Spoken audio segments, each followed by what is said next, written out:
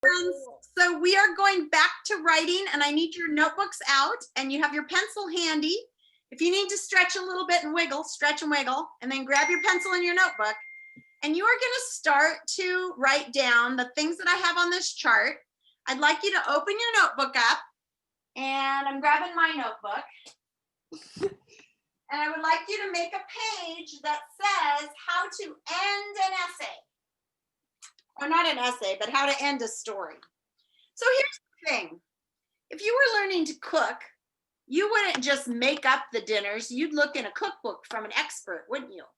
And if you were learning to play the piano, you probably wouldn't like sit at a piano and just teach yourself. You'd probably have a piano teacher and learn how to play the piano. And that's there's an Ryan, please mute, honey, right now. It's my turn.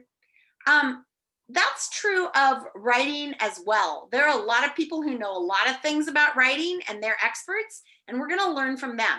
So I could have made you guys study a lot of books and study the way writers end stories, but I've looked into that already, and I've collected some tips on some really great ways to end your story. So please grab a notebook. Please write this title. I'm going to take off my Viking hat. To end a story well.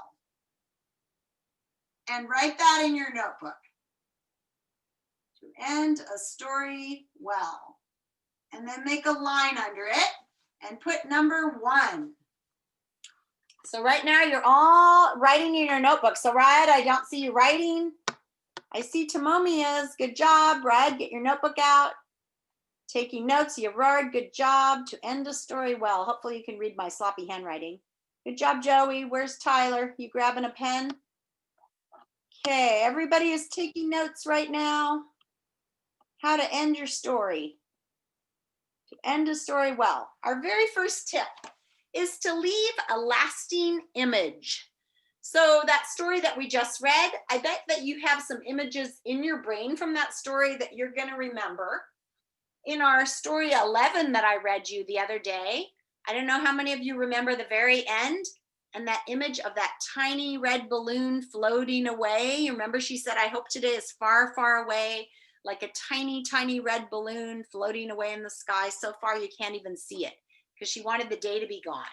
When you leave your readers with a lasting image like that, it helps them remember the story in a nice way. In Stone Fox, which many of you read last year, at the very end, how many of you raise your hand if you remember little Willie picking up Searchlight, the dog, after the dog died at the end of the race and carrying him over that finish line? Raise your hand if you remember that lasting image from that story. I didn't like the ending. It's sad, but you do remember that image. It's burned into your brain. So that's one way to end your story. So in my story, I could end with a lasting image of when I turned and looked down the hall at my brother who was looking at the door that he'd broken after he chased me down the hall. And I could end by writing about that image of looking back at my brother. I felt a little bit bad for how much trouble he was in. He was always in trouble like this. And looking back, I felt kind of sad for him. I could do that. The book Fireflies that I read you the other day has a lasting image. How many of you remember that lasting image of the boy sitting in the window and he's watching his fireflies fly away into the night and it's mixing with his tears? Do you remember that beautiful lasting image? So writing in a way that you leave your reader with some sort of beautiful last image is kind of a cool way to end a story. So you're writing number 1, you're writing leave a lasting image or picture. An image is a picture. So it's like you're painting a little picture at the end of your story with your words. Leave a lasting image or picture.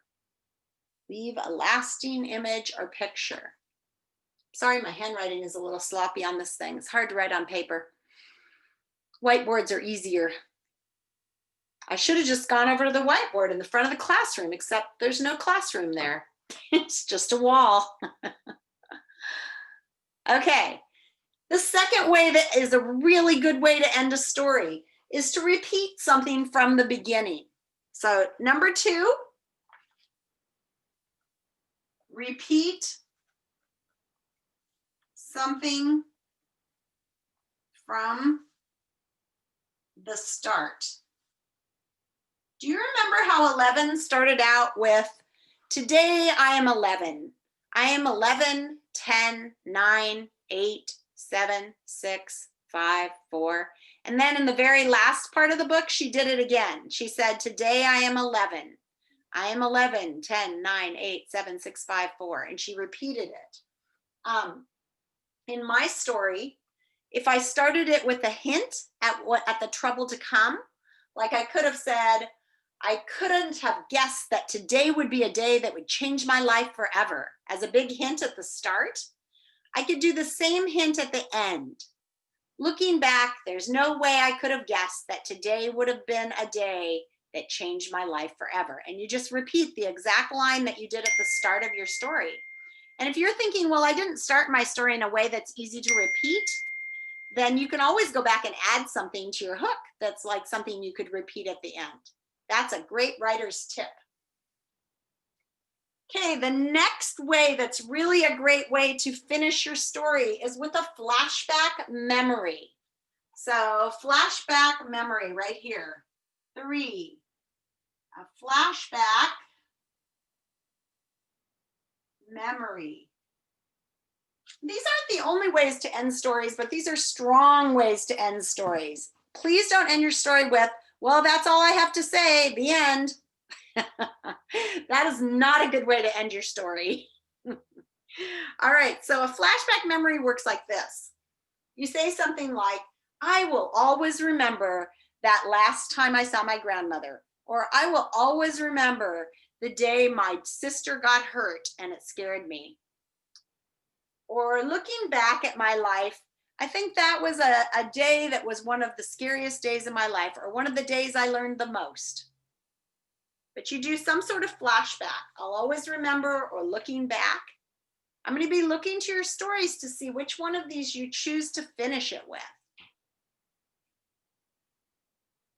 The fourth way that we have to end a story today is with what you learned, the lesson that you learned. And I know you can't quite see that one. Let's see. Ah, there we go. So you can end your story with a lesson that you learned, or the moral of the story, sort of.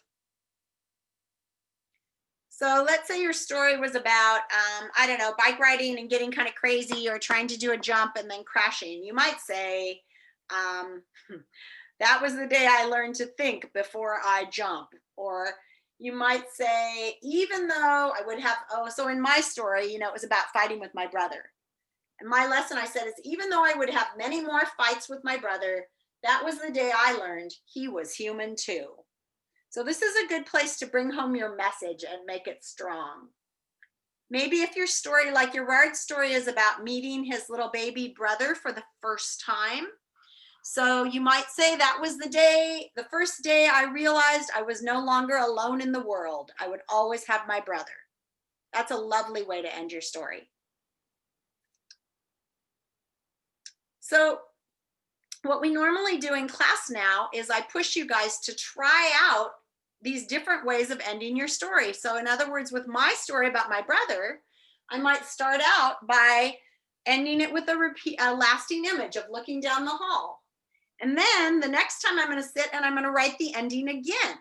And this time I'm going to repeat something from the start. So I might say, you never know what each day will bring. And then I'll put that at the end too. You never know what each day will bring. Or then I would sit down and I would try it again with a flashback memory.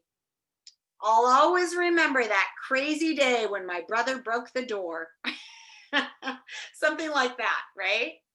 So I invite you today, your job today is to try to finish your story and try to work on a really strong ending. You want your ending to really make sure that your story has said what you wanted it to say. Do I have any questions about this?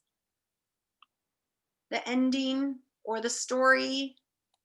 And remember, when I say we're ending our story, we're not really done with it, because you're not done unless you're a turkey, right, on Thanksgiving. So writers can always add to their stories. So even though you feel like you might be done with it, a really great writer is always willing to look at it again with fresh eyes and change their story. This week we're writing. Next week we're going to take the story and we're going to do what's called revising and editing. We're going to share our stories. We're going to read them with partners next week. So when you come to school on Monday, you need to have your story done and hopefully typed. I don't really care if you type it yourself, although I'd like you to type it yourself because I'm kind of looking at your spelling and punctuation and how you use the typing tools. If you don't like to type with your fingers, you can do voice typing. And if you want me to show you how to do that, you can come back during question time and I can show you how to voice type. Right, question. Go ahead. Wait, we have to type our story on like the computer, Yep. like on Google Slides. On Google Docs, yeah, that would be great. I would like you to do that because next week I want you to revise it and it's a lot easier to revise online. If you want your parents to type it for you and if they're willing to, they can do that. The only problem then is it's not really your spelling and punctuation. Okay? Yeah. I'm doing it on Google Slides. Does that work? Oh, go ahead, Clara. I'm doing it on Google Slides. Does that work? Yeah, I guess it would be better on Google Docs, but you could copy it and paste it onto a Google Doc. Okay. Okay. Yeah, Alma, go ahead. There's like you can just correct all the words and stuff on the Google Doc, so it's just like yeah, and we're gonna do that. We're gonna do that next week. That's so smart that you know that. Awesome. Okay, Alex, go ahead. So the way me and my mom do it is first we type it down and then we don't revise it just by the computer because it's hard to find mistakes on the computer. So we print it out and then look for mistakes there. Well, that's a good plan. Thank you. Find a mistake on paper. That sounds like a great strategy.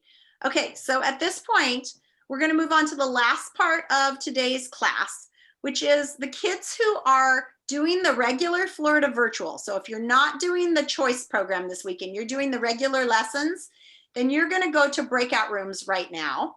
What I'm going to do is just break the kids into breakout rooms, hopefully about 6 people, 5 or 6 people. But then the other kids, the kids who are doing the special project. So I have a list of your names, but you know who you are. I want you to stay behind. So when you get invited to a breakout room, do not go to the breakout room because I want to talk to you about some of the things you're missing in the program this week. So we're going to talk about really exciting stuff like relative pronouns and things like that.